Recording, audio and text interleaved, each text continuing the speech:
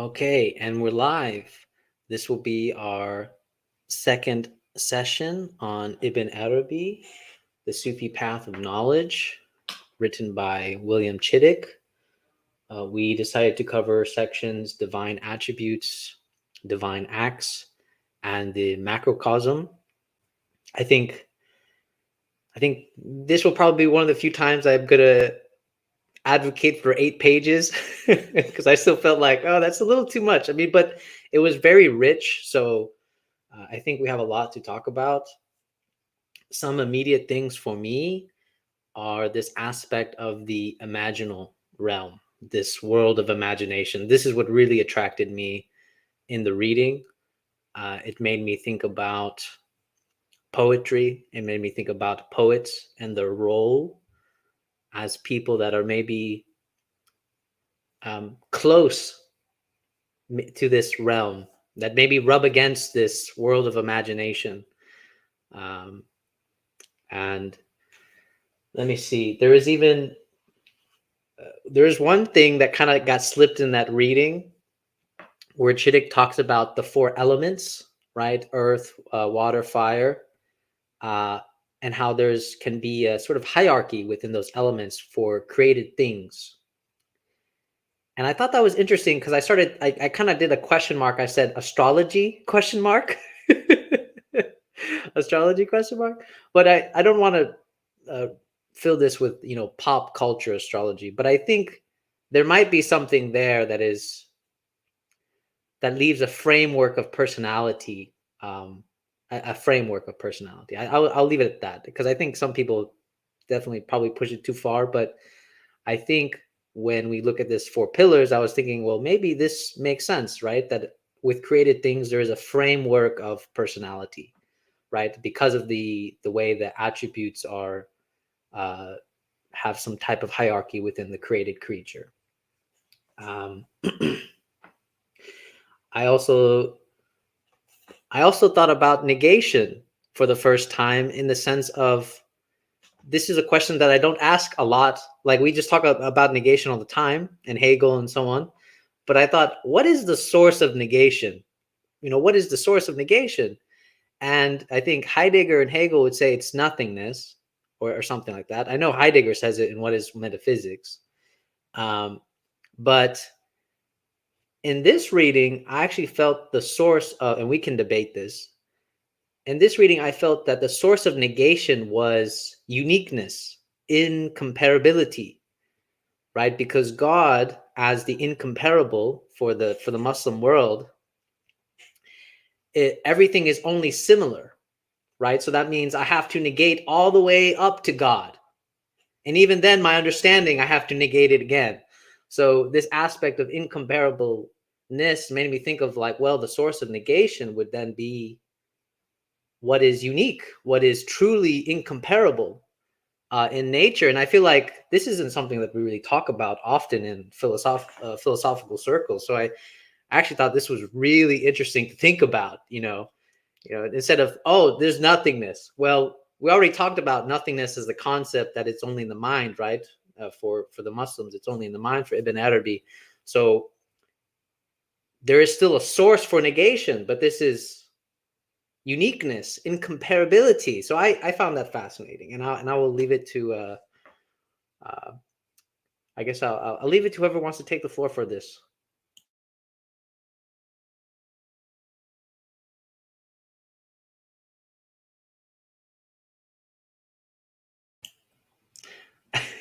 Okay, Don, you I'll want to go. take it? Oh, the vote? Okay. I'll go.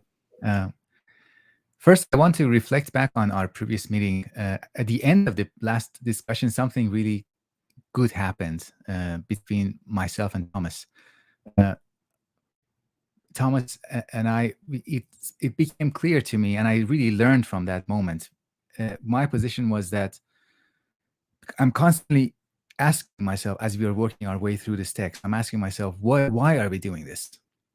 What is the point in engaging with Sufism, Sufi philosophy, Muslim philosophy in general? I think asking that question is a kind of like addressing the elephant in the room for ourselves, for the secular side of our lives, for our the mindset that we have access to, is available to us. And I thought that, religion in general, religious philosophy, its task is to help us, like a set of technologies to help us improve and develop and evolve. And Thomas's response to that was, for me, very helpful.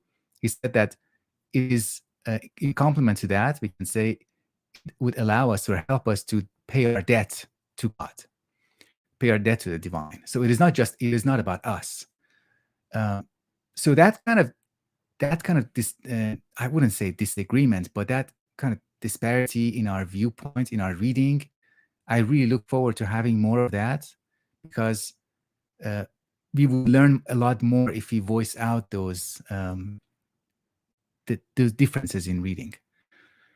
So now getting back to this 8 pages that I also really enjoyed, and continuing to ask why read this.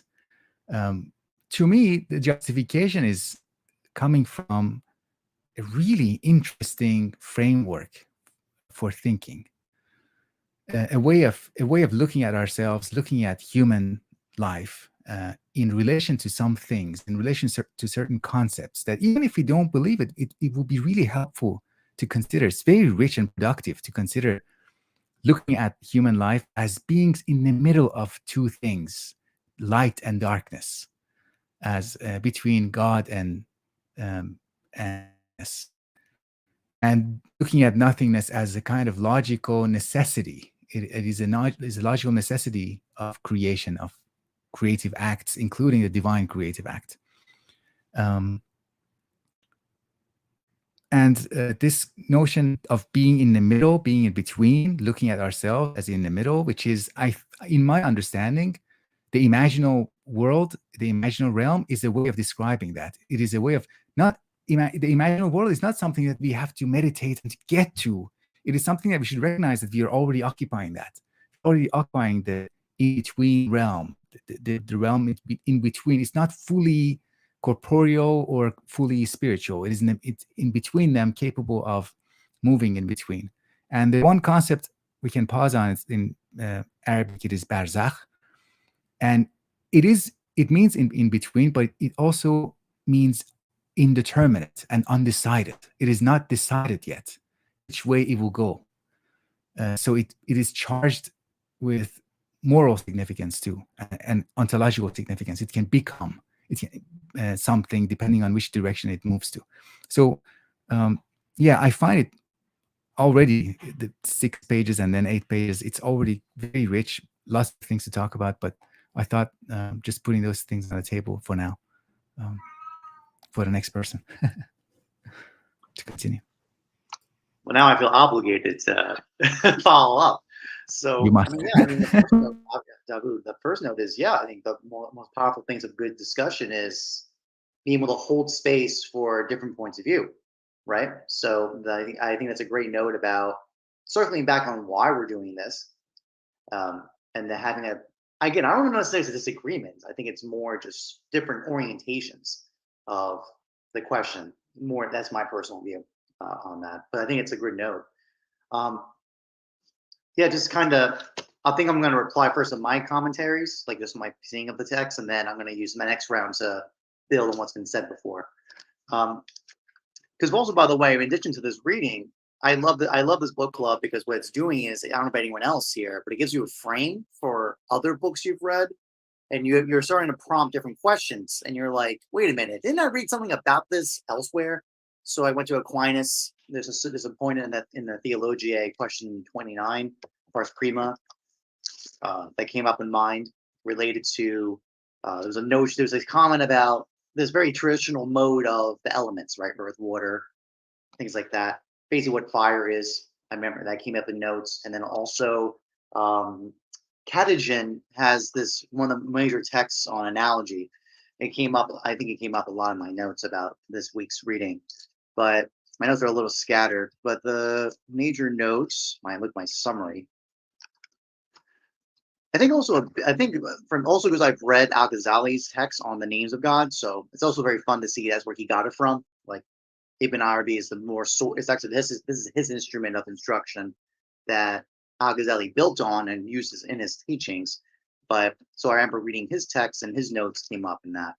Um, the first thing is, I'll actually just use a general point. The first one is, remember, there's a discussion, I remember, in Aristotle about Aristotle and also Saint Theodore. I think I remember he's an Orthodox uh, saint, talking about the icons. So the discussion of the icons was being a connotation of the relationships of a man to the drawing of the man, or in specifically the representation of the emperor versus the emperor himself, and God and representations, images.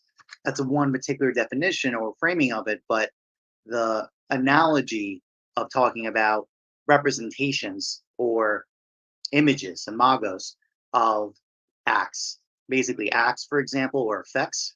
So there's a conversation about that related to effect and property, basically activities and again, energeia, uh, versus the essence, right? So Allah as an essence is not knowable, but we can know from the activities of the essence, we can get to know things. And yeah, that's through an act of distinction, because just I kept in my notes this idea of the analogy of drawings, images to actualities, because no matter how great of a depiction of a person is, it's only a category, it's only measured by its likeness to the source, to some reference, but it's not the same thing. It's basically the same idea. It's like a drawing of me or even a video image of me is not me as an actual human being and all my potentials and activities. It's only a depiction of me.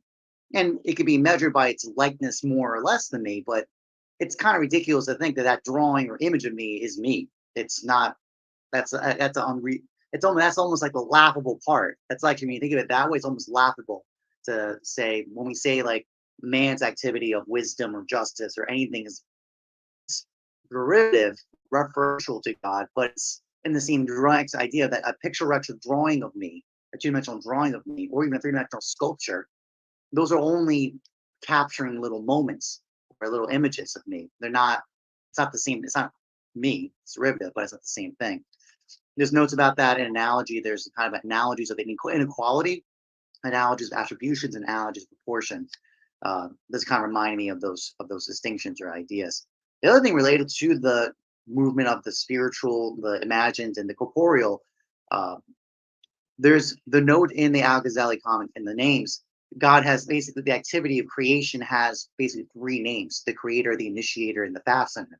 Um, and I'm not sure is a direct linkage. I'm not totally sure, but generally the commentary, my understanding is that fastener is more appropriate what we do, basically as human beings. Like we can basically create fastenings, basically kind of hypostasal relationships of matter and composition, design, basically. The analogy Al Ghazali, the example Al Ghazali uses is a building. The the detailing and the decorations on the building, that's the fastener. The original plan as a blueprint to be made by an architect is one mode, and then the initiation of the idea is the first mode. This is a loose summarization. Um, that brought up the whole notes of what's called the form and meaning. Basically, that's in the text. First of all, one that this is interesting. Is form. This is an incredibly dense word. Um, this could mean basically idea. This could mean morpheme. This could be schema. This could be This could be phantasm. This could be figure. This could be taxis. So you have literally, I had notes in 7 ways form gets moded into different meanings. Um, Taxis is more from rhetoric from Aristotle. Schema is kind of more mental conception mode. Phantasm is Phantasm is probably the most interesting one because this idea that the intellect needs images to think, and that's called phantasms. And that's a basic problem. It's like, well, are those real? Are they not real? And the original correspondence mode of truth was always saying it's an agreement of the phantasm in the mind and the thing out in reality. That the essence in the outside corresponds to the phantasm in the mind of the intellect. So that's an interesting kind of this liminal space problem of what to do with this imaginal space. What is it? Uh, that's an interesting question. And by the way, meaning, which always corresponds to form, always has a meaning attached to it as an expression of it. And the one I know from used in Aristotle is it's ratio, it's ratio, but It's the idea, the meaning, the signification of the reference that's being talked about or being referred to. That stood out to my mind. Something really interesting and something I think very rich. The Let's see, look at my last notes. The last notes, yeah. By the way, is like it's this example. What is the grounding of all this? Uh, the spiritual, the imagine, the corporeal. The idea that God is isn't from the names of God, the all knowing, but also the all aware. And there's like distinctions of that. But basically, the all knowledge of God is of it, that it, like the like this kind of existence essence this issue that existence was for a long time. Essence, it's pre-existent existences, and then that got flipped in modern philosophy. It kind of got switched over. The argument here is that no, God's understanding kind of existence of things is ambiguous because what we're talking about things in the corporeal sense, or we're talking about things that are in the aspects of God that is in all existence, that in both the imagined and in the spiritual, those exist in God's mind. There's a thinking in terms of the intellect of God giving existence to everything that doesn't necessarily have to represent corporeal sense to be existing. So that leads to this question of the imagined. And I think I bring up the analogy. I'll close on this by pointing out that um, analogies, especially when they're like in a proportionate way, we use it all the time. And the thing is that they kind of get subsumed over time to be very normalized. But anytime we have to describe some phenomenon that are completely disalike, but yet they have something related to each other, so we use the same term. I mean, something like really basic stuff, like for example, cash flow. I mean, does money actually flow? Well, we use analogies like water, basically and using things like pipelines and structures and other things like that. These are all analogous framings or expressions that are connoting some relationship to things that their meaning connect to, but they are totally disalike in complete different categories. Water and finance, for example. Um, so that being, I think, in my understanding, an example of the imagined, right? That there's some kind of connection in their forms that is superstructural. It's actually beyond even what they are themselves. Something that has the intellect imagined has to connect. That is a real reality, but it's not necessary. But not in the sense of like corporalness of water as a material object of finance. I'm done with that.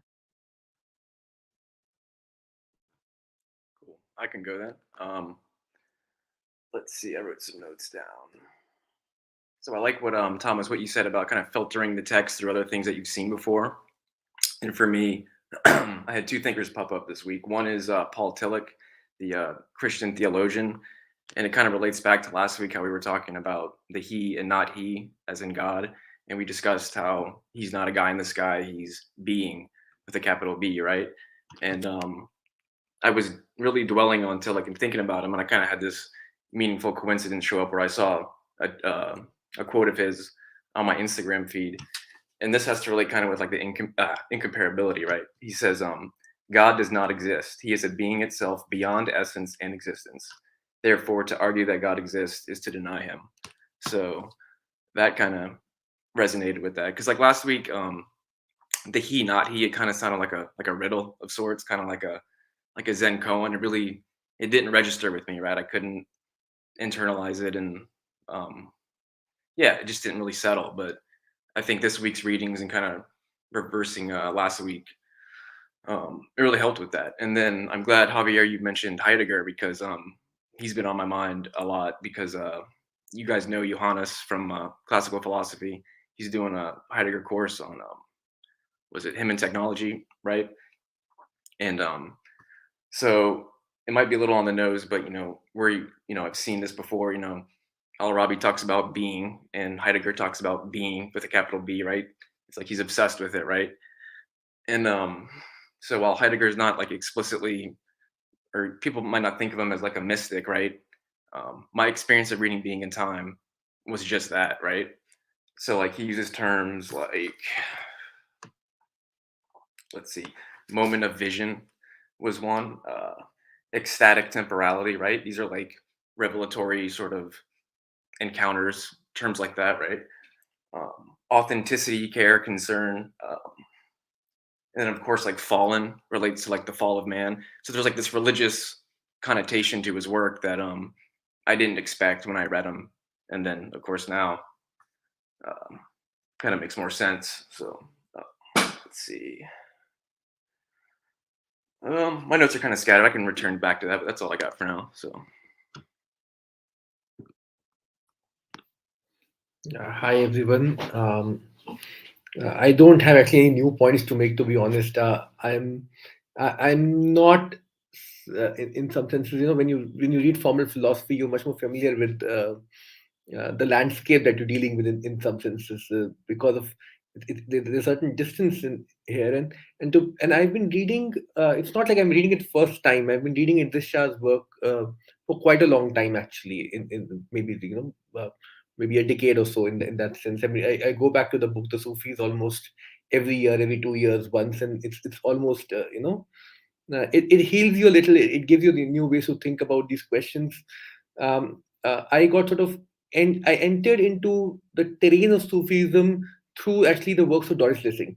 If you've read her, she's a novelist, and I started reading her, and I started realizing that she has a lot of traits of the Sufi thinking, and she was a student of Idris Shah.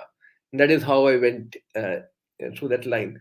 I think the question that asked by I think Dawood, I don't know how to pronounce it. Dawood is fine.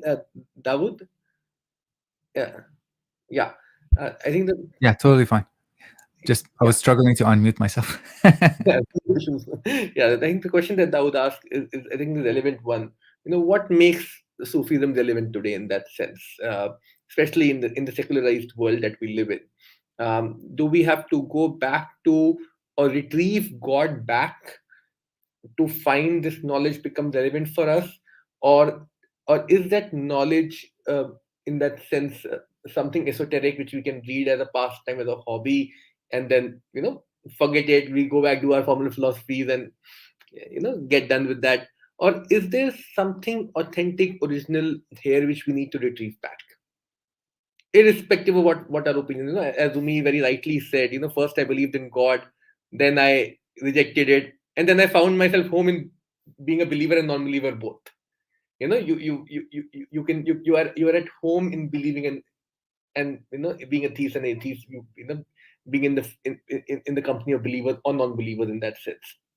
The challenge actually becomes not in some senses to me to retrieve God back. I think that's something which we can discuss upon, and that's the next point over there. But first, I think the way to think about it is that there is something authentic over here in terms of knowledge itself, irrespective of how we orient ourselves towards its theological roots.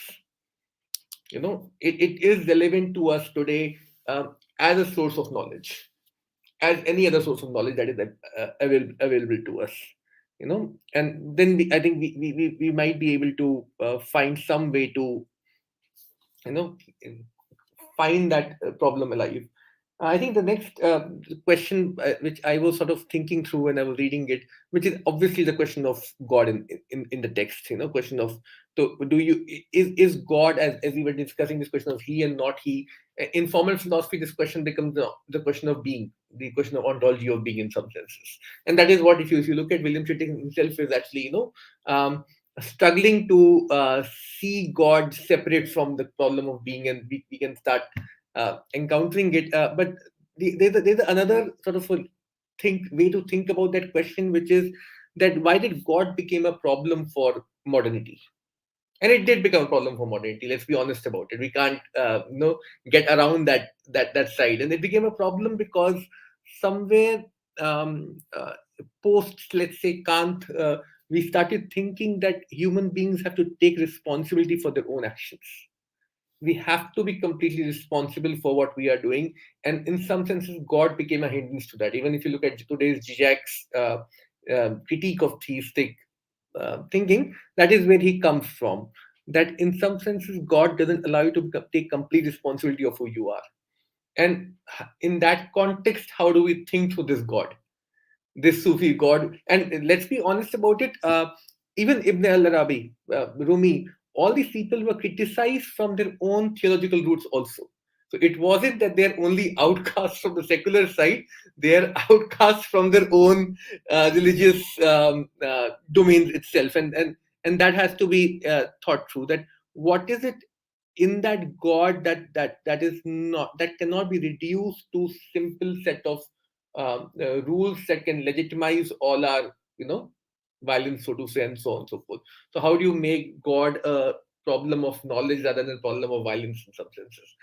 That becomes a form of questioning that emerges from it. And of course, there's a lot to discuss over here on the problem of imagination that comes along. Because if you notice, if you notice philosophy from past, I think 200 or 300 years, now the philosophy has been sort of struggling, at least past 100 years, has been struggling with the question of symbolic language. We have been trying to articulate reality as close to language as possible, and imagination becomes this automatic culprit in that domain. I remember one of my philosophy teachers telling us that today nobody wants to say that I'm a representationalist, and yet the problem of representation always remains in all of formal um, academics that we are able to do. We do not have a way to engage with the truth of image. We do not have a way to actually understand it. It doesn't exist in our discourse. Finally, if you want to engage with truth in our times, at least in the work that I do, you want to write a book, you want to write an article, you have to engage with the problem of symbolic. That is where you find truth. And in that, there's space for imagination. In Lacan, in Freud, all of these places, there is space for imagination, but it is there as long as you're able to retrieve the, or keep it as close as possible to the language, in that sense, symbolic domain. And then how do we think through this question of imagination within that context? What is the truth of imagination itself? Or do we always have to be suspicious towards imagination? Do we always have to be at risk of some fantasy which is not true, and then there is some imagination which is true and which is uh, so you'll always be distinguishing between a god which is a fantasy and a god which is true, which is in language. And how do we think through that question, I think, which Javier raised? It's extremely interesting, and maybe these are things that we can discuss further in that sense. Yeah. Oh man, so many rich thoughts. So many rich thoughts. So the first thing that I'm thinking about is what Matt was saying with the Paul, was it Paul Tillich quote? I think there's a quote by Master Eckhart where he says, I think he goes, every day I pray to know God and then let go of God, something like that, right? And I was thinking again about how Dawood was talking about, why am I reading this text? Why am I? And I think for me, just to make it personal, I think for me it's almost exactly that I want that experience of finding God and then having to let go of God at the same time. And this keeps me engaged. This keeps me, you could say in a very Sufi way, keeps me in love. Keeps me in love, right? And so I liked I like this idea of like, I've always had a big distaste for explaining God in terms of propositions. Because you can tell when you try to prove God in propositions, people get angry. And I've always felt that was also a source of truth, that there is actually something wrong with doing that, and proving God in that sort of fashion, that actually you were denying God too. So I thought that was very good, Matt, that you brought that up. I really like that. Now, imagination. So this is what gets tricky for me, because I think Henry Corbin really goes into explaining how hard it is to talk about imagination, because immediately in our modern context we think fantasy. And I don't know exactly how William Chittick wants to point to imagination exactly. I have some ideas. It isn't explicitly clear how he wants to explain imagination exactly. I mean, I know he doesn't. I know he brings up Henry Corbin and dreams and such, but there's an explanation by Alone with the Alone, which is the next book that we'll be reading after we get through this one, where Henry Corbin says that the world of imagination, think of the images, is being in suspense, and that it is not fantasy. It is not fantasy. And that this imaginal world that we're talking about is not like some type of like something outer that we reach. It's through the inside that we can reach or have some contact with the imaginal realm, which I find fascinating. And then I think Thomas' explanations can kind of show you how we have interactions with this inside through our daily lives. The one thing that actually really got me was just a very provocative line. It just says very bluntly, the imaginal is more real than the corporeal. I said, wow. Wow, that would really stir some minds just reading that sentence alone, right? How philosophers would be like, what? What do you mean by imaginal? What is more real? And in reading this, I also thought about contradiction and how this in-betweenness, I think right here it says, when he's talking about the imaginal, it says, in every case, they are somewhere in between, which is to say that they are both /and. And I thought it was so funny how we always like to think in dichotomy and contradiction, but I think to fall in love with contradiction would be to exactly use those words. Yes, both /and.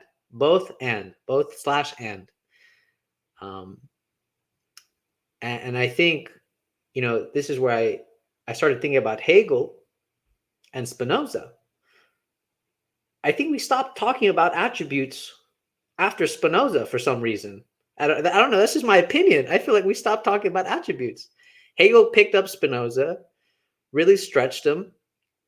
But then I feel like Ibn Arabi really stretches Spinoza, right? Spinoza goes, we have, God has infinite attributes, but we only know two. Ibn Arabi says, actually, we know more than two. We know more than two. And his whole work, the Futuhat, so basically in English is the Meccan revelations. It's all about him diving into these things, the words, the divine attributes, explaining them, finding the ontological root. The similarly for that is the divine root of that. And so I find that very interesting because I think I saw a post the other day about someone saying, oh, why is it that Spinoza talks about two attributes, says there's infinite of them, and then he just drops it. It just drops it. And I thought, well, there's Ibn Arabi for that. We can spend time there thinking about that. Yeah, I think I'll leave it there. I think that's all that I have to say for that. And yeah, I'll pass it on now. All right. Thanks, everybody. Maybe I'll pick up on the him and not him, finding God or the divine and then letting go. That for me was also a very significant theme. Something that it's one of those things that once I detect it, I can see how I can apply it to different places, how I can apply it to other people or a text. I wanted to spend a bit of time also on the incomparability of God, the essence of God being his incomparability.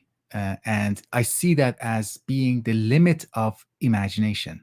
So, or the limit of our analogy. So we can understand, as we discussed, some of you have already touched on this, that we use analogies and metaphors to describe something new to someone. We say this is moonlight is, it's like a light bulb, or a light bulb is like the sun. And this is the application of a concept or a category to understand or describe something else. And something being incomparable means that those metaphors, those analogies are not applicable to it. Or even if we apply it, we should understand that they don't exhaust it. So Thomas talks about this projected image of the person is not the same as the person. I can say, Javier, I'm looking at you, or Matt, I'm looking at you. But I'm looking at you means I'm looking at your projected image on my screen. I'm not actually looking at you. So there's a limit to my expression, to the way I'm using an image, using a representation. And at some point it stops there. So that, I think, pausing on that, meditating on that, helps us develop the taste for uniqueness, the taste for incomparability. The more we think about it, the more we realize what it means to look at something as inexhaustible, with the use of metaphors and analogies. I was recently part of a different reading group and discussion group, and somebody in that group said something. So we had already covered the first chapter. Imagine, we have already covered the first chapter. Now we move to the second chapter, and the first thing this one of the participants said was, "Oh, it's a whole bunch of repetition of the material already covered in the first chapter."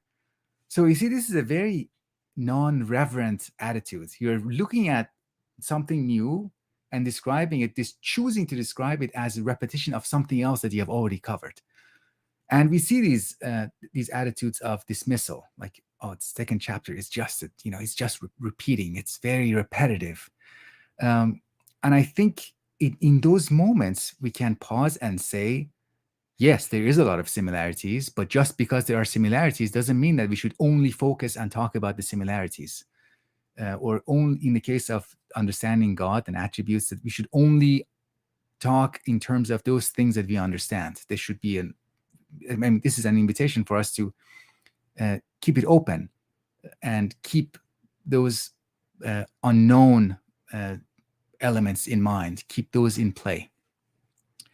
The other thing, I don't know how much we want to get into this, but I really want to hear from you about this language and speech. So everything is a manifestation of God. Everything is a manifestation of the divine. There are signs everywhere. When the birds chirp, there is a voice of the divine there. When animals talk, everything that we see and hear, the sounds are, you can say, those are divine manifestations of the divine. Maybe not, we won't be comfortable maybe with a divine manifestation, but said that there's something special, having all that in mind, there's still something very special about human speech, human language, because human language can become the medium of the divine discourse. And what does that mean? It means that there can be a discourse in human language in which the participants are God and man. And that can only happen in this particular kind of voice, this particular kind of medium, this particular kind of expression, the human expression. Can we also map that on the distinction between form and meaning? I'm not sure. So everything is form, like we said. The world consists of all forms. All that God created, they are forms. Including all the voices that we just talked about, the animal voices. But they don't all have the same meaning, and maybe they don't all have the same meanings all the time. But the form has primacy. So I wave my hand, and there's a form in my hand wave. And this hand wave performed by this particular person in this particular time is unique and maybe incomparable to all other acts, similar acts by other people. So the form of something, the materiality of something is one thing, and then its meaning could be understood with the application of concepts. So the distinction between meaning, form, how they are maybe related to language, discourse, the discourse between God and man. So I would love to hear more about these themes as well as we continue. All right, that's it for me. Yeah, actually, and pick up what Abu just said, and what Shaitan also said as well about language. Also, Javier, about I saw your tweet. I think about your thing about prayer, right? Is that like it relates to most people think of prayer as like this kind of propositioning to like get stuff, versus what is usually the deeper understanding is raising one's heart and mind to God, right? And it's actually in this mode of awareness, basically. Because because actually technically, it's actually funny because it's almost like the reason why man's voice speech is considered this epiphany, or this kind of highest level of creation, is because we have this capacity. He's the one that God answers to. Uh, Basically, it's our speech according to the text. Um, and actually, that's why I also have your conversation about like when you're trying to talk about God as a proposition, it's actually kind of perverse, because I think the way God wants to be spoken to is a prayer instead. It's just there's like that reactional feeling of like, why does it seem disgusting to talk about God in a propositional mode of statements? Is because what God really wants, and what seems the more appropriate discourse mode, is a mode of prayer instead. Um, I also just want to build a note about everything being form. I remember I was in like a philosophy group like years ago, and because Aristotle comments about this, right? That everything that is in existence must be formed, right? Matter is indefinite. So basically, the prime matter argument from Aristotle and Aquinas, this is a very long tradition of this. Matter in and of itself is just indefinite. It gets its arrangement by form imposed onto it. There's an argument of that. So um, I actually remember in the group I raised my like, wait a minute, doesn't that just mean basically everything's a mind? That's basically it, because you need a mind that observe. You need forms, need minds to exist. So I remember in the group I was like, wait a minute, doesn't that just be like panpsychism then? Everything's a mind. That's it. So I just have a note. I wrote a note down about this, uh, about what we're talking about here. And again, this is why I like this text, because it's already cautioning, don't go down that route. Don't just make an assumption. Let's just collapse everything into we're just a big mind. That's basically it's a VR set. We're all in the metaverse. There already is a metaverse. We're already in it. Um, Anyways, the other major note is, what is funny? I could have. I mean, someone. I'm not that versed in Heidegger. I took the course with Johannes last year about him and the text from that. I actually could have swore Heidegger was not about this kind of also like kind of ontological theology of like God is basically existence, like is pure ontology, like the pure being argument. I mean, that's just my memory. I don't have a exact intellect recalling of that or not. Because Heidegger goes some wacky moves. He does some rather atypical moves. For anyone who's a theist, for some of his claims. I remember writing an essay about that. At least I know that much. But you're absolutely correct. He does use a lot, Matt, a lot of terms that are, at the very minimum, like touching on the same pulse. I would agree 100% on that. I think the last note, because again, there's I agree with actually Davud, your same comment about like, I think the best thing is repetition, because the basic insights is always there. In fact, even the comment in this text talks about God is this most distant thing, the most infinitely far away thing, but it's also the most intimate thing in your existence. It's closer than basically the artery of your throat, basically the artery in your heart and your neck. He's that close, that raw intimacy of that degree. So I think repetition actually is a good thing. It brings us back to remember what we're trying to talk about. And I think, and then Shaitan, your comment about, I think basically why are we talking about this, and knowledge in particular. I think it's actually kind of, I said this last week, but I think it's always important to bring back, talk about it, is what kind of knowledge we're talking about. We're not talking, I don't think it's propositional knowledge. It's definitely not in that mode, especially possessional. Like that's what, when we talk about knowledge as possession, it's like, this is the whole point. No way, there's absolutely no way man's knowledge of God would ever be in that category. It's much more instead has to be probably awareness, a kind of non-possessional acknowledgement, right? It's not trying to grab it and seize it and control it and manipulate it. Also, I just think of also in Christian terminologies, the difference of law and spirit. like the spirit superior goes through the law and makes it better, empowers and enlivens it and gives it life. The law by itself is dead. That's basically the whole point. You can't just follow a bunch of laws and you're going to go to heaven and basically get divine happiness and take a vision. That's not how it's going to be done. That's the Christian terminology discussions about it. And I think it's like we were talking about it last week. What Sufism really gives to the equation for Muslims in particular, those who observe, is that rekindling of this heart, basically that kind of rekindling of the heart and the spirit through the law, right? So that the law is not just this dead thing that just we get oppressed as oppressive, because that's another thing to it. But I agree with absolutely your comment about this kind of post-Kantian autonomy. That autonomy is the absolute principle of all human rational beings. That we need to be this individuated, autonomous self making robots that get to do, and our subjective preferences and desires are the ruling metric of how we're going to decide everything. That's a very not the mode of how traditionalists has been discussed in ethics or in political science and whatnot. But I think that's kind of what's we're going on here is that I remember this from Aristotle, specifically the Eudaimonian Ethics, Book 8. He talks about very particular the points that basically God as the lawgiver is not it's like a dictatorial law that just kind of imposing on. It's a self-guiding principle that directs. So wisdom picks up those laws and it basically non-coercively except basically it's guided by them. So it's a very different orientation. I always find it very interesting reading, kind of seeing the conclusion of the Nicomachean Ethics.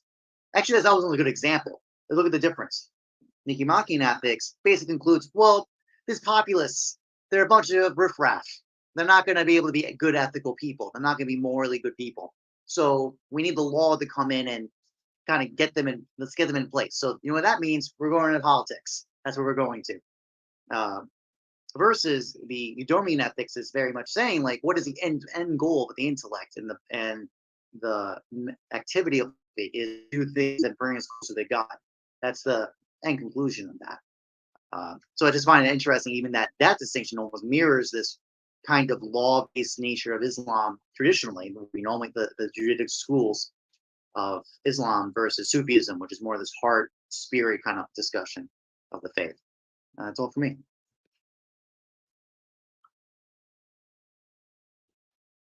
Cool. So my next note is on the imaginal, and I think we talked about it last time how it's kind of drew me to this to Sufism and Henry Corbin.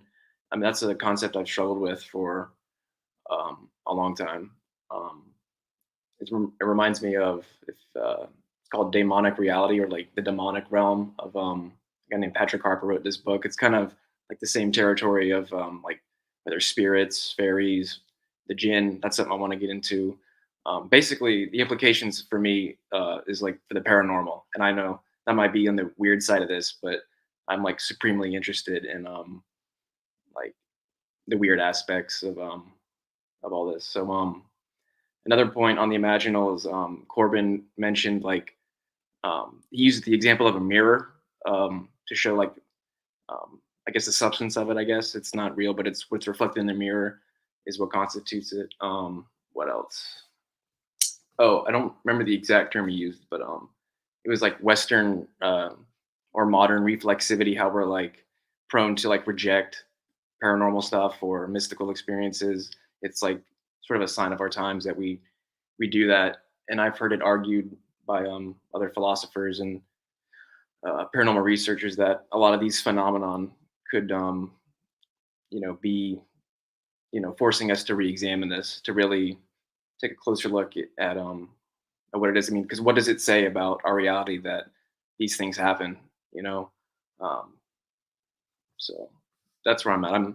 I like the weird, very weird aspects, paranormal kind of stuff. So I'm interested to see where that goes because I know he said something about like the gin and all that, and then there's one more thing. It's not really a comment, but it's something I highlighted that maybe you guys are familiar with. Is his I'll just read the quote. He says, "He knows them for all eternity. Here, of course, we enter onto the very slippery ground of free will and predestination, one of his favorite topics." So that's something I know nothing about with him, but it relates to God and what that means for free will, for creativity, stuff like that. So just something to I'm looking forward to. So I'll leave it at that. Yeah, I think I'll sort of take up on what Javier and I think Daud was, thinking about this question of imagination. I think one of the first things we need to think about, actually, which is already known to us from our own knowledge of our own from our own cultural context, is that any reality always comes with its own constitutive fiction. No reality is without its own fiction. You cannot get reality in its plain, raw form. Reality always has this supplement of imagination or image attached to it for it to become accessible to you know anyone in that sense. And to that degree, that role of imagination at least is there should be it should not be difficult for us to accept that imagination has a significant role in the formation of truth, even if you take your modern contemporary psychology, philosophy, and so on and so forth. Now, one place where this discussion becomes interesting is the way Freud would look at dreams. It is significantly interesting over there, because what happens in Freud is that Freud is and I'm sort of reducing the point in some senses. I don't want to get into technicalities, but his point is that in some senses human ego cannot handle the unconscious directly. It needs to distort it. Your ego's job is to distort what you get from the unconscious. And when you're sleeping, your ego's pressure goes down. Your ego is not as active as it is when you're awake. So then that job is done by the dreams. So there is something interesting happening in Freud. From one perspective, for Freud, all dreaming is a mere distortion. If you look at it from purely the modern lens, what is Freud saying about dreams? The dreams are mere distortions. And yet, for Freud, dreams becomes extremely important to study the unconscious, because that is where unconscious makes itself visible to you. And how do you understand this paradoxical arrangement that emerges, even within modern psychology context? I think that is where we need to look at if we need to explore what Arabi is saying about imagination. That is where something becomes visible to you. That is where this part of spirituality, or whatever the distinctions he's drawing in the spiritual world comes next, and that opens up, even if it is distorting. What is that distortion is not this bad negative thing that is happening, which we need to be suspicious of.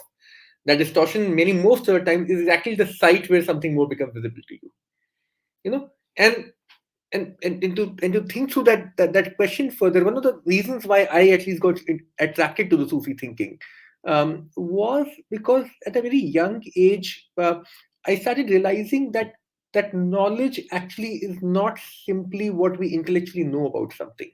So even Ibn Arabi somewhere sort of points out that the whole idea of having an intellect is to show how useless it is. At some point, if you are not actually, in some senses, so what is the way to actualize yourself outside this simple idea that, see how much I know?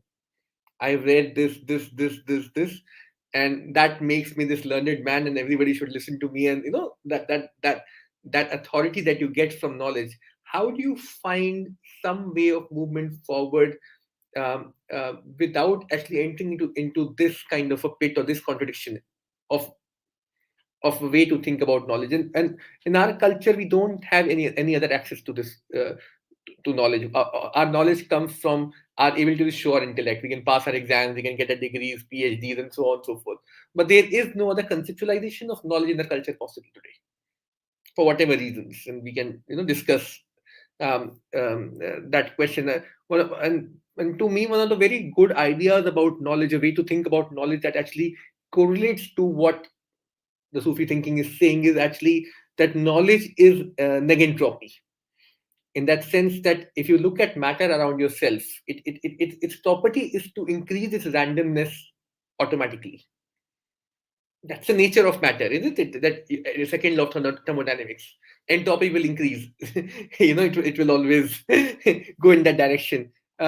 life in general has a capacity to create an order against that entropy. Life can do that. All life can do that. That is where this our engagement with world in some sense comes at stake. And there is something about human beings that they can do it consciously. They are a point at which we can actually create this order into our own world, into our inner worlds consciously. It's not simply done for us. We can take complete, and to me, something of the stake of imagination is there in this process. This process can't happen without the imaginary being completely affirmed. Otherwise, you will always slip back into those kind of knowledge which only remains in the realm of intellect. What things you remember, things wrote, memorized. But if you want to actualize yourself in true sense, which means you want to create a space where you can create order into nature, you can do God's work in some senses, if you have to use that kind of a language. Or God becomes visible to you, God's essence becomes visible through you. I think what is at stake over here is that we need to think through this, that human's relationship with his own imagination. Because imagination it's not there's a good imagination and bad imagination. Imagination itself is the point through which something is becoming visible to you, which needs to be affirmed and thought through, and so on and so forth.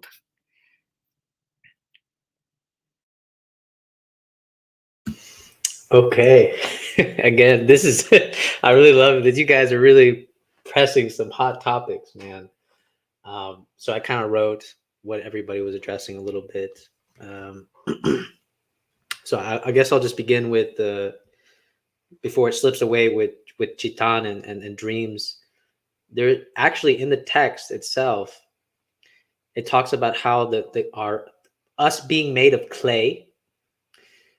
Was it William Chittick describes it as we are conglomerates of unconscious bits, and it has to do with the relativity to light and darkness.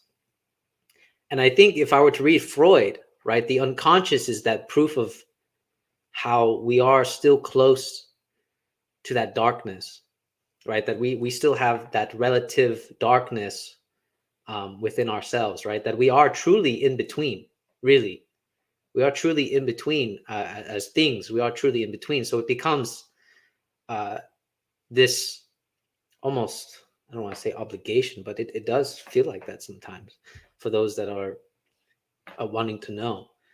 Now, the idea of knowledge that got brought up, I thought about this more, right? There's a poem I always love by Rumi where it talks about a man carrying books, and then all of a sudden, like, it fell in the water. And then Rumi says, "Why are you like a donkey carrying books?" Man becomes just a donkey carrying books. He goes, what is the point of, if you lose this book and you feel like you've lost everything, right? All your knowledge, like, what's the point of that? It's so useless.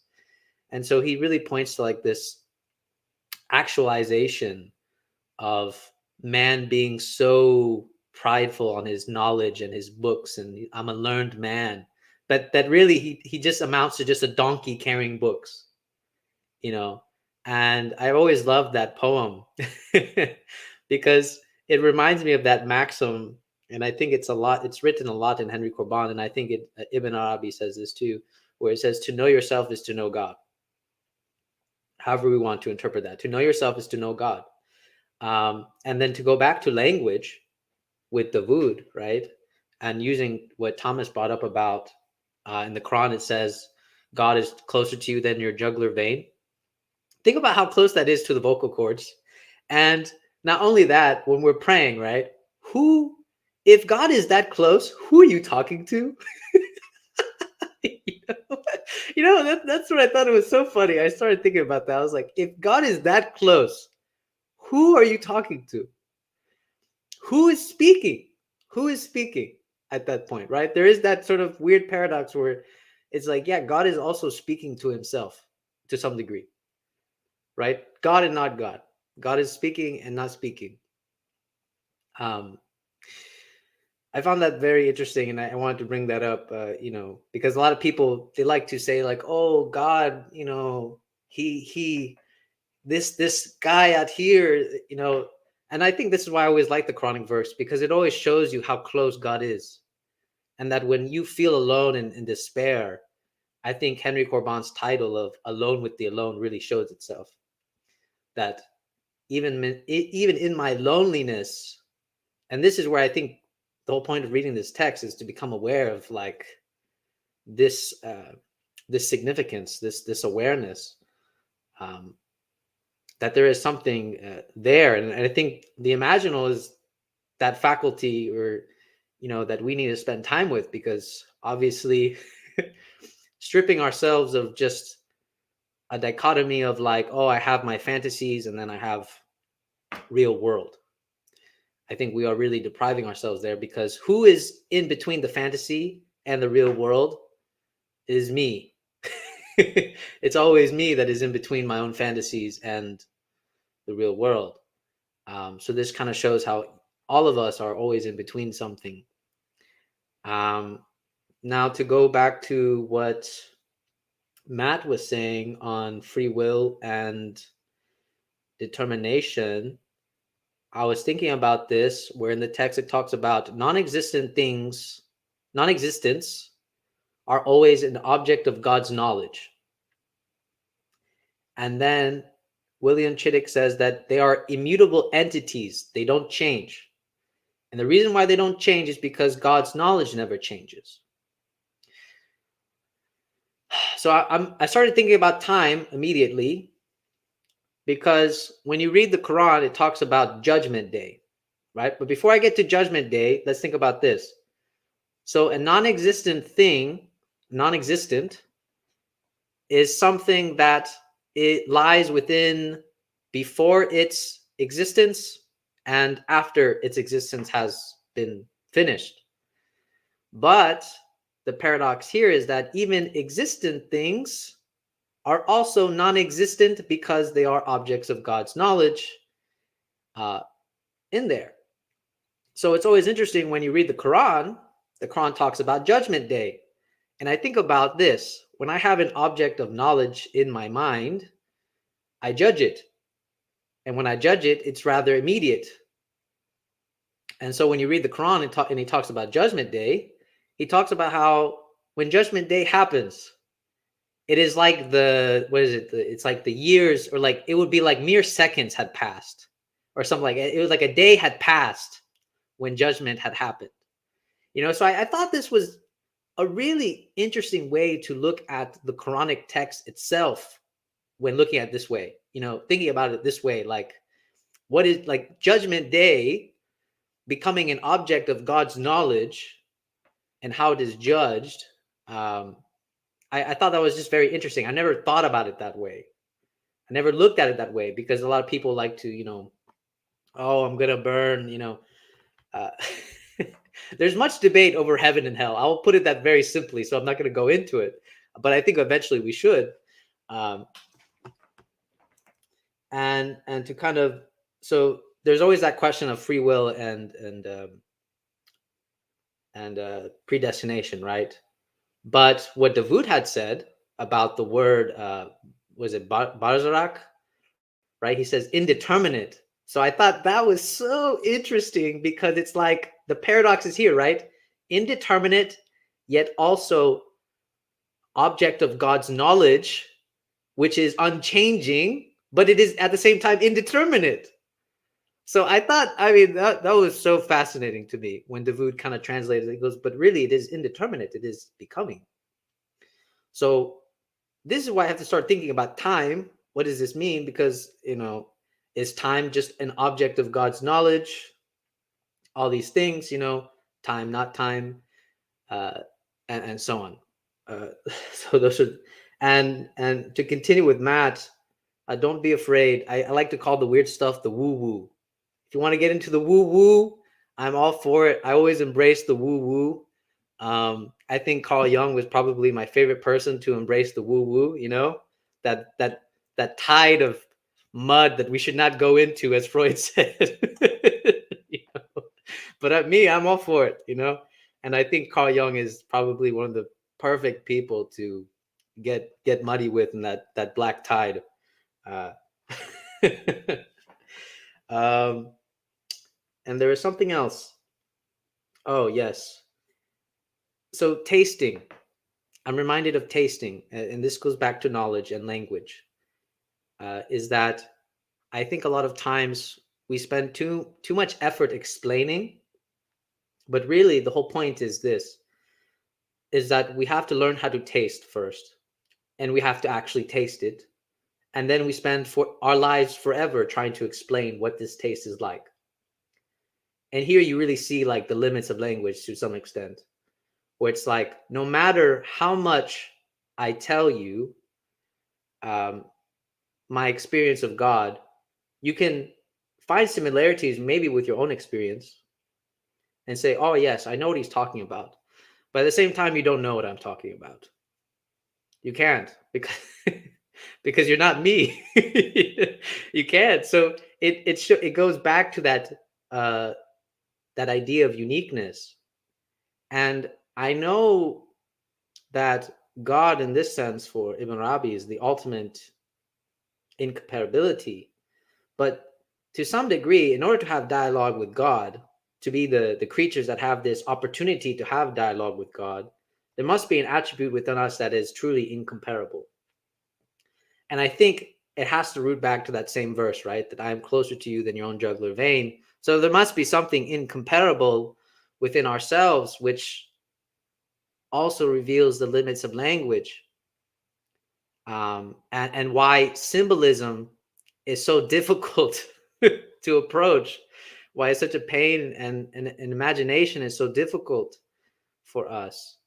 And I'm just going to look over my notes real quick. And thank you, Thomas, for the idea of prayer.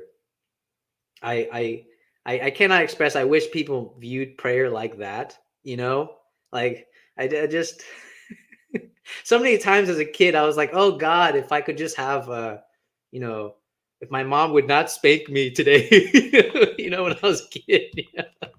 Like, oh God. But it is really like this mode of being, and I think a lot of people need to rethink what prayer is instead of just a form of request. And I think that's it. All right, pass it on. Thank you. Yeah, prayer. Maybe I can start talking about that too.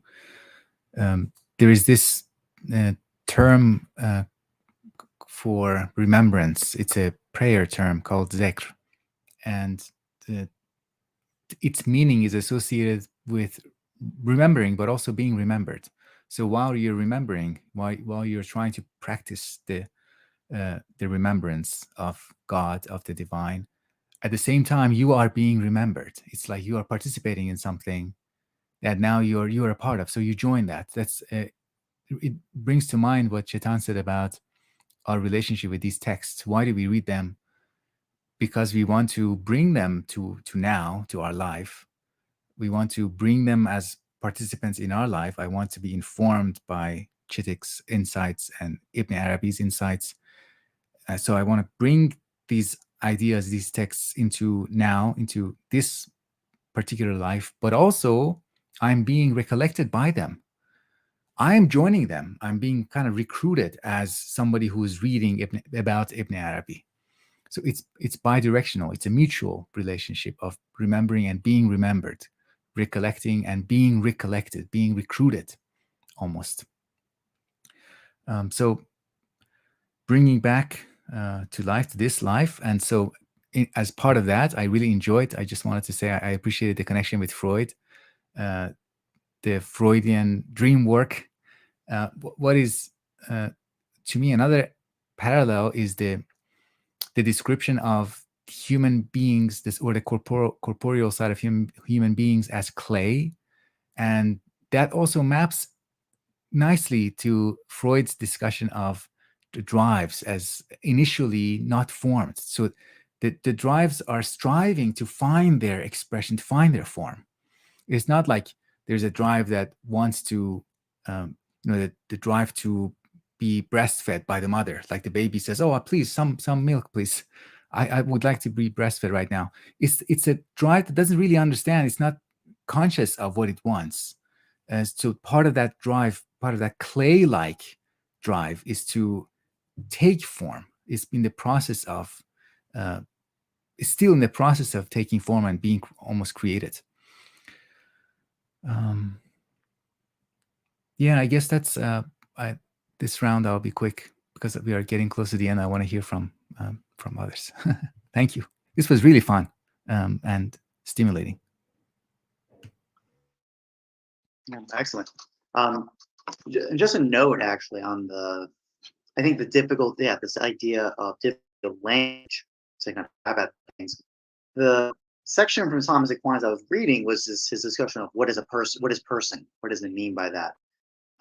Some quick notes on that. It was talking about the idea that names are meant to be instruments that point for object of knowledge, so we can identify things and understand them.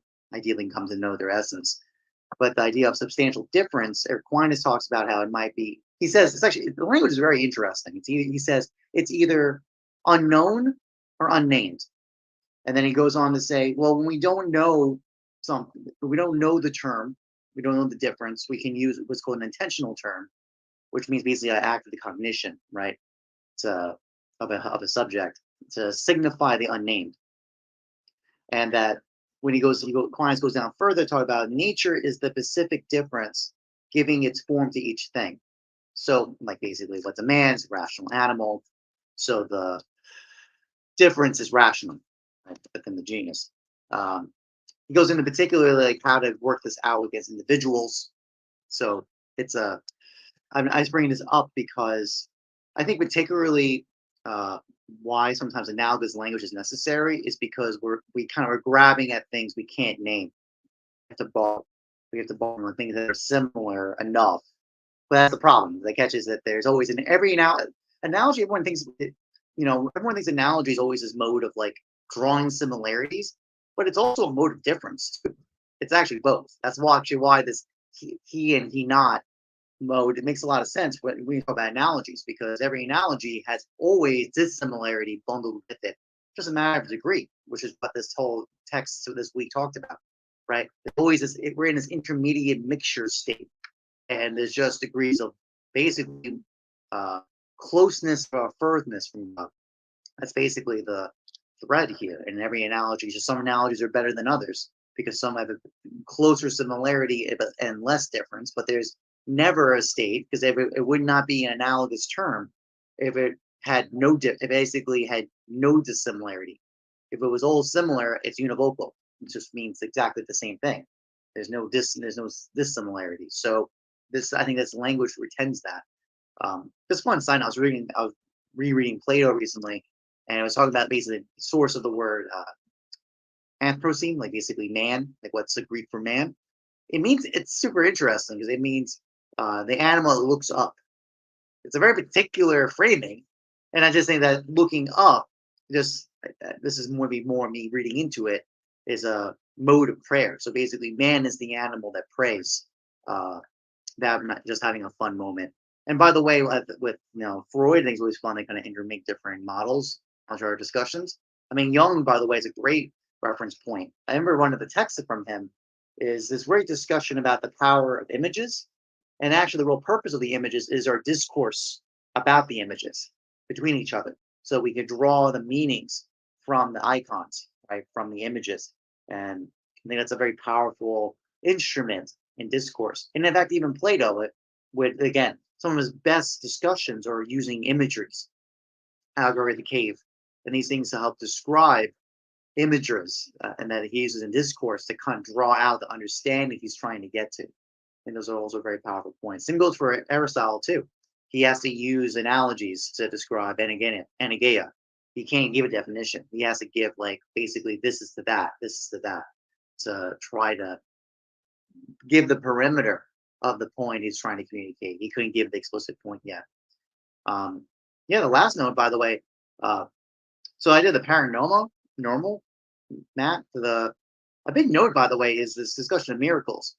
And I always find this interesting. I remember I was reading some statistician recently, and he was talking about how, ultimately we live in a contingent reality.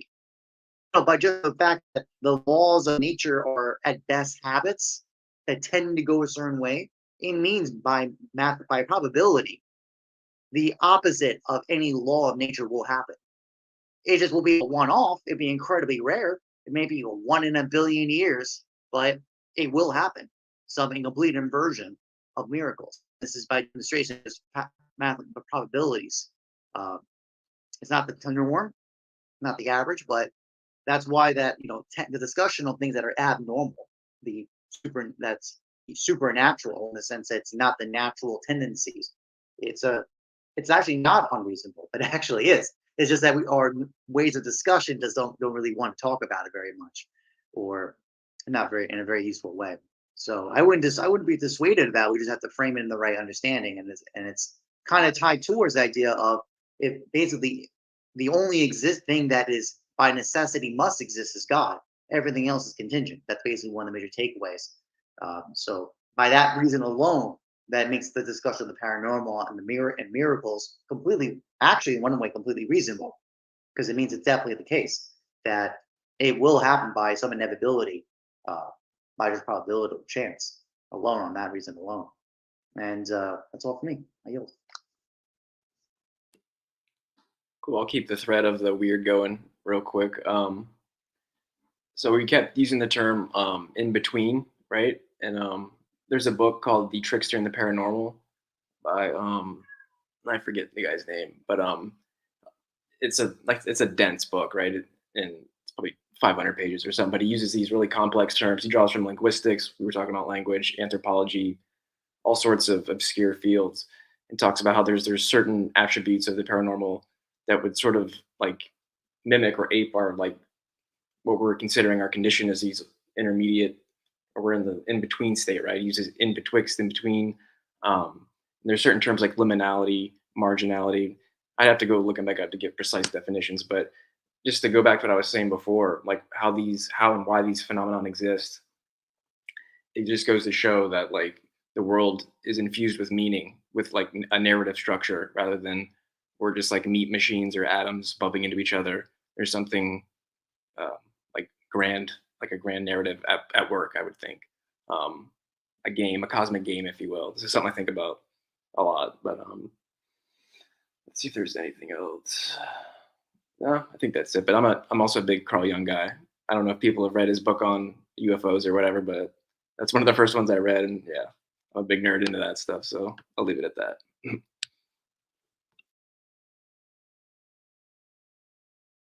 Yeah, I think maybe a few things maybe we can think about. One is this question of maybe Bazak that we were discussing. I think Ghazali is very interestingly sort of pointing to us that we are in the realm of imagination because we are in between two things.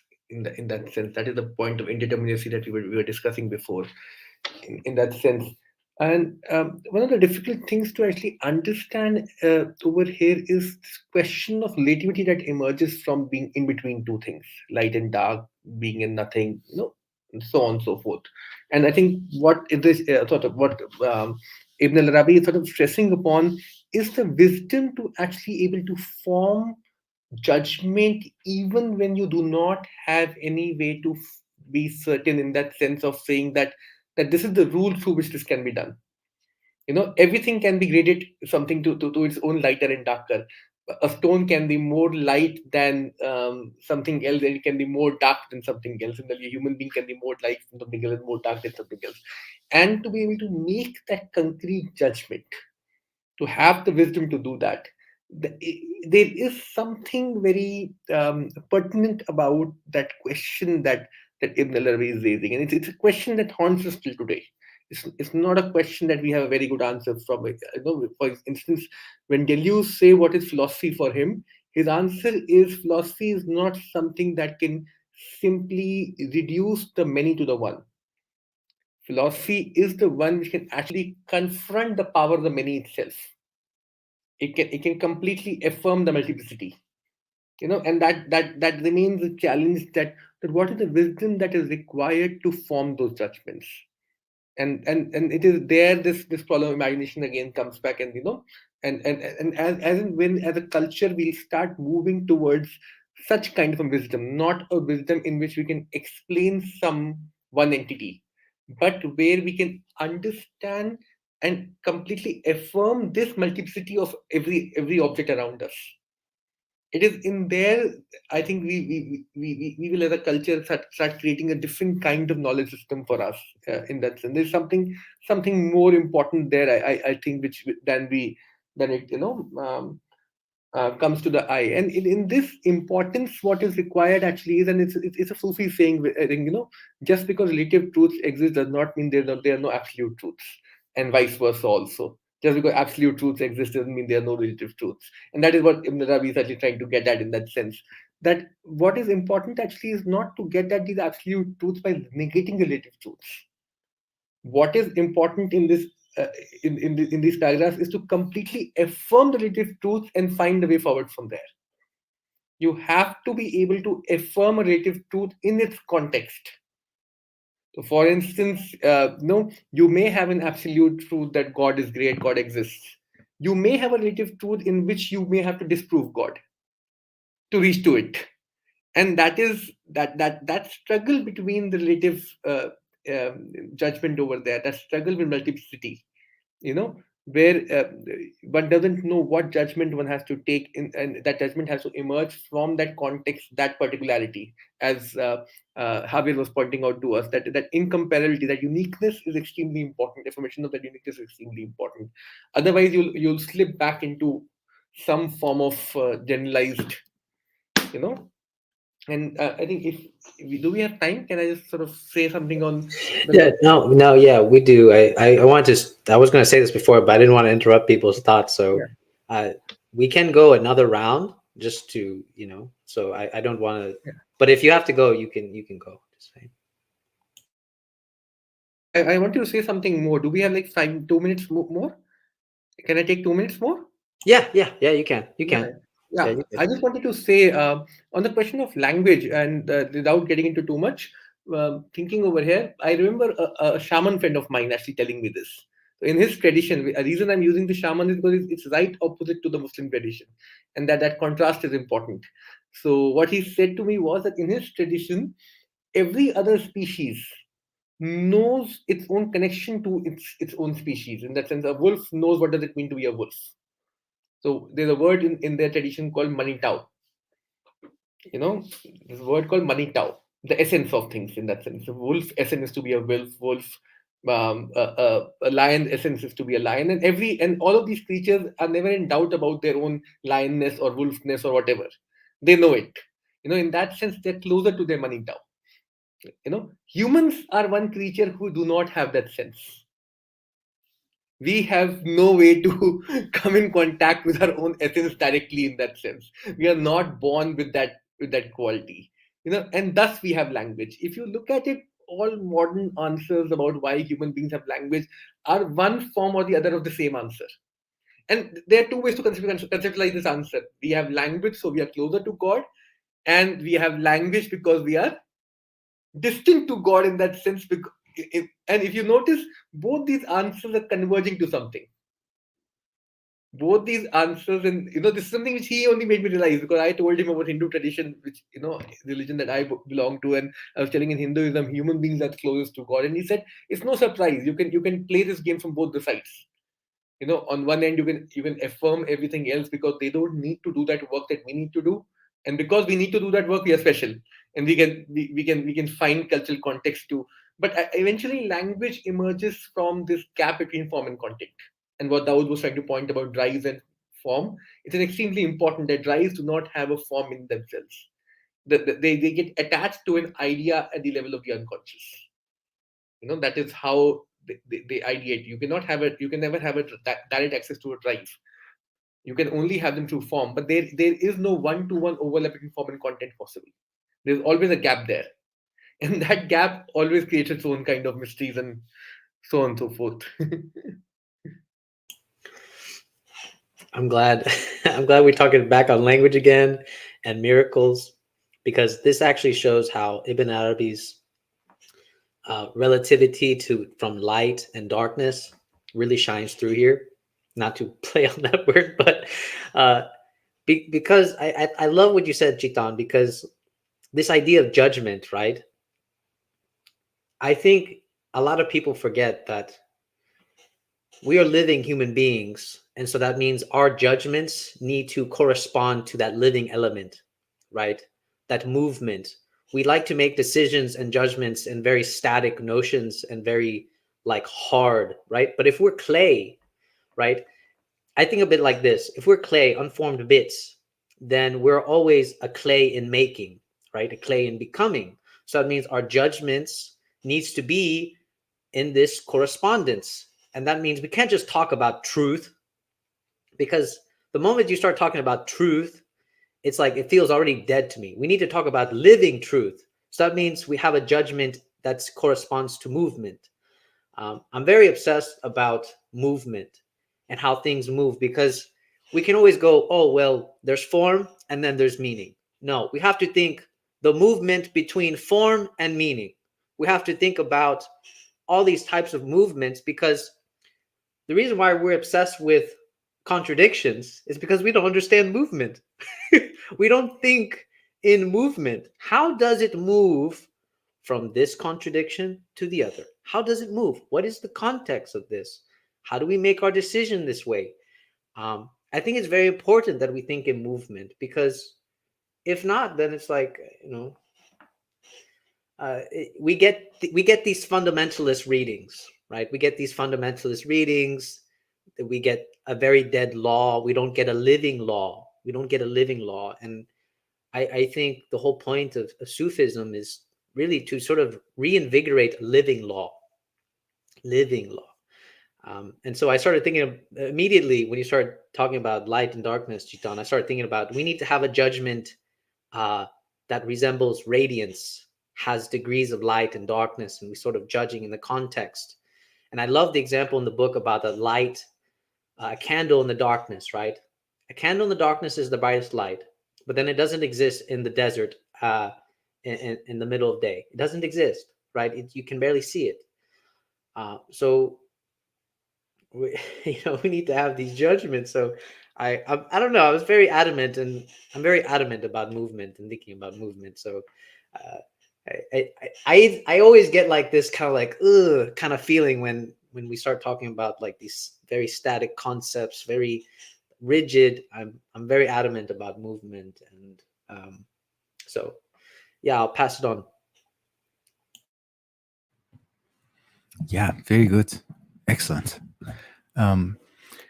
Movement and a kind of framework that facilitates and promotes and encourages movement as opposed to stops it. I think that could be one of our guiding principles as we engage with these texts. I want to say something about imagination, and it's a bit of a personal story. When I was growing up, I noticed something about my mother. And my mother she had a disposition towards waiting. And I felt like, as I was observing our lives, and as I am remembering our lives, my mother spent so many years just waiting, waiting to get the job that she wanted, or waiting to get enough money so the family could move to a place that was the right place. And I always felt like she was waiting in a motionless way. She was waiting for life to begin. Once that thing that was supposed to happen happened, then we could start living. So we could describe that as a space of imagination, or maybe it's better to say fantasy. But a good relationship to the imaginal world, as this example shows to me at least, is that it is not just enough to occupy the space of imagination. It's important to know that it is the imaginal world. It is important to know that waiting, that space, that living in the barzakh space of not neither here nor there, that is a way of kind of standing in between what is in the present, what is in this actual life, in distinct from the fiction about it, and what is in the future, the probable future that we're waiting for. We could relate that to the note about miracles and waiting for miracles. That's an aspect, kind of risky, to me, a dangerous aspect of religion. The beliefs that encourage us to wait for miracles and to wait without action, to not take action, to wait for the saviors, to wait for the miracle that saves or the miracle that happens, and then enough people will be inspired, and then things will happen. So those are things that we can believe in, but I think it's good to be careful with them because they are a bit risky. I also like Carl Jung and Carl Jung's discussion of images, and I think Jung's promotion of images and thinking with images is exactly because he sees images as capable of moving us. So when I'm confronted with an image, a symbol of the divine, it doesn't make sense. It's not useful to ask, is this real? Is this representing something that really is there? For Jung or Jungian thinking, a better question is, what can I do with this? Or what is this image asking from me? What is this divine or symbolic divine? What does this expect from me? What kind of conversation can I have with it? What kind of exchange can I enter into using this image? So this, for example, synchronicity. For Jung, synchronicity is something, a kind of experience that allows us to do things. If I have a series of experiences that feel like synchronicity, feel like meaningful coincidences, if I pause and say, no, it's not, I should be skeptical, I should apply my secular skeptical mode of thinking, it's a way of missing an opportunity to be moved. Instead, we can take this synchronicity as an invitation, saying, yeah, this is meaningful, this seems meaningful, I don't care if there is something behind it, I'm just gonna participate in it and move and dance with it. I also really liked Chetan's note on plurality and Deleuze. The task of philosophy is to one of its tasks, at least, is to help us confront the plurality and particularity. And it reminded me of another story from Rumi. It's one of my most favorite stories of Moses and the shepherd. And in the story, Moses sees a shepherd, and this shepherd is talking to God, praying. But the way this shepherd is talking to God seems disrespectful because he's anthropomorphizing God too much. It's like, oh, where are you, God? I want to comb your hair and, wash your clothes and take care of you and give you some snacks. And Moses said, how dare you, you stupid person? Don't shut up. Don't talk like that. And then they part ways, and God starts talking to Moses and says, why did you do that? Why did you talk to this poor shepherd like that? And Moses said, well, obviously he was using inappropriate language. And God said, I liked it. I wanted that. That was his way. That's relative to him. So relative. That was the relative truth for that human being. That was his station or his status. That was his mode of engagement. That was what he could do. And to ask him to shut up would be immoral. It would be to deny that mode of existence and the plurality of possible ways of praying. So yeah, the imagined world, Carl Jung, waiting, miracles, plurality. Yeah, I think I covered everything I wanted to cover. Thank you.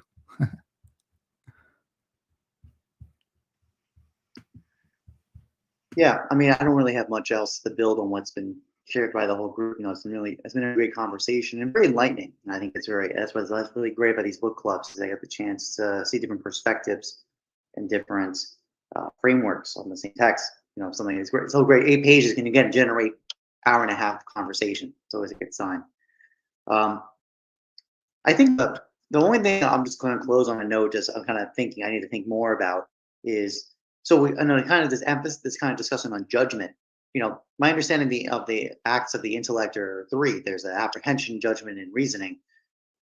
So I want to do more thinking about it myself, where I talk more about it. But I kind of have a feeling. I think my intuition is pointing me more that I think more of the discussion needs to be on the apprehension side, because specifically on me commenting before about knowledge being both explicit and implicit, there's a lot. It's true in the sense that, and by the way, Javier, you know before about the stories from Rumi about the books and the man eating a donkey. Al-Ghazali's got another example of that. There's a story of him apparently. Bandits came and basically took everything, and he was begging him, take everything but my books. And apparently the story is that God spoke through the bandit and said, what are you doing? What do you mean this knowledge is in your books? Your books are useless to you. And Al-Ghazali, the story says Al-Ghazali took that as a remembrance that the books were just a prideful accumulation. It's basically an accumulation of knowledge versus, because it's all supposed to be this explicit thing put in front of you as an object that you get to own and possess, versus real knowledge is both the explicit but also the implicit. I think it was true with anyone of any craft or any discipline or anything, that in theory you could like read some text, Google some content about a topic, and then you think you're an expert, but anyone in the field would laugh at you because you have no comprehension of how all the parts connect and relate to each other. And again, with Javi, what you said about form and meaning being, it's true that they're not meant to be really treated in isolated itself. It's their interactions, it's the relationship, it's the substantial relationship, and you put it that way, right? Of these explicit understandings by all the implicit things that get tied with it that are unspoken. It's almost kind of like, I actually remember because I teach in design, so design actually has a lot of that. There's a lot of things I can point to you explicitly, but there's a lot of things I can't. It just doesn't work that way in design, in visual arts, in the visual disciplines. And my students constantly get annoyed about it because the only way I can actually instruct them is when they do shit that sucks, and I point out how it's failure. It's failing. I can't say I could try to tell you before it's going to be useless because you will never understand what you're doing wrong until you do it, and then I got to basically metaphorically smack it, the project, and tell it and point to you what's an error, and it's only then the student understands what's being communicated. So here I thought, Eric, here you go. I thought I did much to say, but I did. But like I said, I think it's a very vibrant, rich topic, and I think it's worth. I'm looking forward to next chapter next week, and that's all for me. I got nothing really to add. Just that I seriously feel called to this, to reading this book. I think we might have mentioned that, and I feel called to this reading group. I in my day-to-day life, I really don't get to flex intellectual or philosophical muscle at all. Like I have a really blue-collar job. I'm a mover, so this is a bit of a challenge, and having to, speak out and externalize all these things. But yeah, I'm loving it. I feel I'm right at home here. So once again, really, really enjoyed this talk.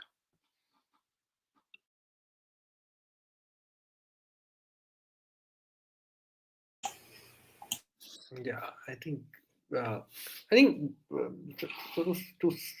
say two things. One is the question of prayer actually, and prayer actually comes back to that question of movement that we're discussing in something, or relative truth that we've been discussing, or the question of language in that sense. One of my philosophy teachers, and I was very atheistic kid in that sense. I had very little interest in the rituals and so on and so forth. In my own religion, I'm actually a Sikh, and I have no association with that religious, except that I've read the books and stuff. But beyond that, I have no, So we were just discussing, and so I asked him about what does he think about prayers, and somehow discussion went in that direction. And me being the ridiculous, what is the importance of prayer? Or you can't talk to God anywhere, So he just smiled at me and he sort of mentioned that prayer is that part of sort of action or activity where you can actually have an engagement with God in language. Otherwise, if you think about your engagement towards any divine, all cultures across yourself, you would find two ways to sort of think about it. One is that we need to bypass or short circuit language to the divine. Isn't it? There is always a tendency that when you meditate, one of the first things you're taught is allow your mind to, do not get constrained by your own linguistic forms. Do not restrict your thoughts, free them, and so on and so forth. In prayer, that is not important. Now, there are two ways to look at it. One is the skeptical me in that sense, which says, prayers are bad, uh, but there is something important, I think, that which stayed with me, and that comment stayed with me precisely because I realized that the answer actually is not to short circuit or bypass language. It is actually to affirm and move past language in that sense. The answer is not to, in that sense, short circuit. That is what prayer affirms for you. That the answer, which is why Javier's point makes sense to me a lot, because when he's saying, these are not proclamations to God, or these are not, these are ways in which you are affirming your movement in language so that you can go past it. Then you can find some ways to engage with that, and that remains. If any of you is interested in actual anthropological work, you'll realize that that's very important part of, if you want to understand a community's relationship to their own culture and traditions, it is extremely important to actually observe what they are in language, their everyday language, because that is not the unnecessary part of that thing. Well, let's only see what rituals they have, how many people are they killing, and all of that stuff. What is important is what are they giving language to inform, in what way are they structuring the relationship to those rituals in their own language, in their own linguistic speech and culture, and so on and so forth. Of course, on the problem of waiting, we can get into the question of waiting for Godot if you've read the Samuel Beckett play. The famous one. That we all are, in some senses, the problem of waiting actually is not that there are those who are not waiting and there are those who are waiting.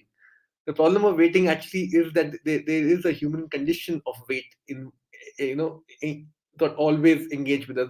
The challenge actually for us is that can we actually find a relationship with that waiting itself or not?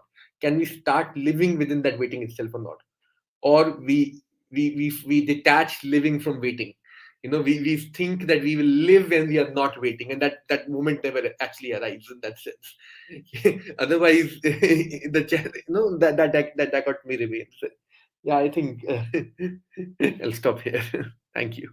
Oh, that was good. That was really good. I like what everybody's saying. So to close, I'll actually capitalize on what Davut talked about with the poem about the shepherd and Moses, because it actually reminded me of something my own sibling said about my mother. So my sibling and my mother, they fight a lot, but one day it really hit my sibling in terms of deep reflection. Where one day they were arguing, and my mother said, "Just let me love you the way I want to love you," you know, because my sibling was dictating how he wanted to be loved, right? But my mother said, I can't give you that. I can only love you the way I want to love you.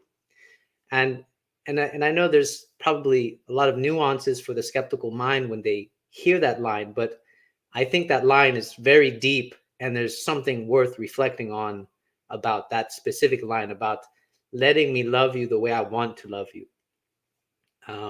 Because I when I heard that, I was like, I mean, wow, because it really changed my sibling's whole perspective about the relationship with my mother. It really changed his whole perspective, how it interacts and everything. And so now he doesn't even get upset because he's haunted by that line. My mother says, "Let me love you the way I want to love you." So I think, prayer, and going back to that, I think it's almost like that. Like, let me love you the way I want to love you. And yeah, so I think this was a great talk. I loved everybody's statements, and I appreciate those that are watching. And till next time, all right, everybody, take care.